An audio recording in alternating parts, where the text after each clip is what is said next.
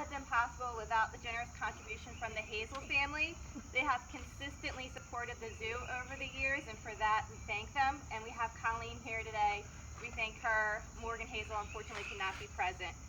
I'd also like to acknowledge several members of the DZS board who have given many countless hours to this building and our other ventures. So we have Cheryl Young here from First Shore Federal, Roxanne Gabrielson back there from PKS, Jeff Gleason, he also sits on our board, he also is Friends of the Zoo, and we have Ronald Alessi, who sits on our board, and also Zoo Commission, who's also been a part of this effort. Am I missing anybody from the board? And then of course we have Ralph, the zoo director, so I was going to get to him. What's so great about the zoo is the community and how we rally around it and support it, and we're all very fortunate to have our zoo director, Ralph Pyland, at the helm steering this ship. Ralph will speak momentarily about how this zoo is important for our community and our just members at large, and how this building came to fruition. Also, we're very thankful to have the support from the city, and particularly Mayor Jake Day and his unending support, and Mayor Jake Day will speak as well.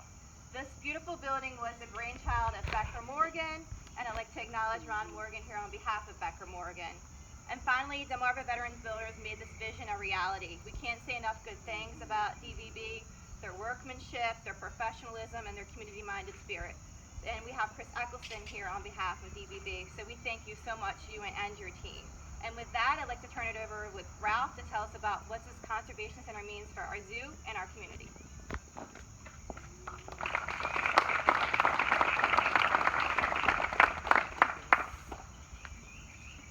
It's always a daunting task coming up here because you're in the sort of the deer in the headlights feeling like they have at the Oscars when you're trying to remember to thank everybody and then you forget to thank your wife or somebody really important. So I appreciate Ashley really taking care of that and mentioning all the partnerships. And that is one of the things that's so striking about efforts at the zoo. All the partnerships, the history. Chris Eccleston with Delmarva Veteran Builders, his grandmother was one of the benefactors that made the preceding visitor center building possible. I mean, just imagine those kinds of interconnections to the community.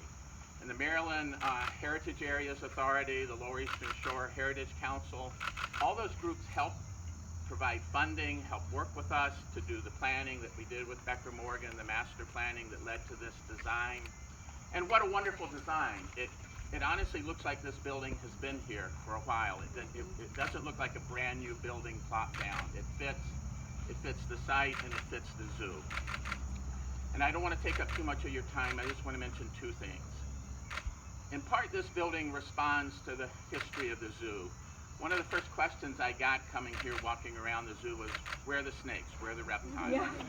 And that was a function that the old visitor center did, holding some of our presentation animals, our education animals.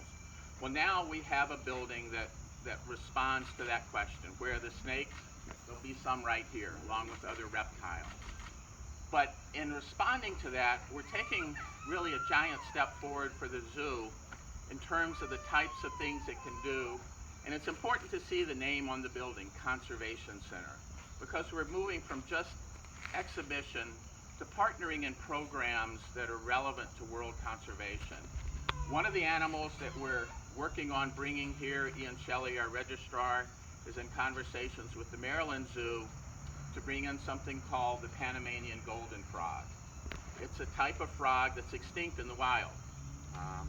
But it's being bred in zoos and other conservation centers, and so we're trying to partner with the Maryland Zoo, become a site to hold those animals, and be part of that conservation story. So we're on a big learning curve. These will be new challenges for us in terms of husbandry, some large snakes that are coming, and we have to develop protocols that make it safe for people to handle an 11-foot anaconda. It's not something one keeper can just open the door and take care of. So it's a challenge for us.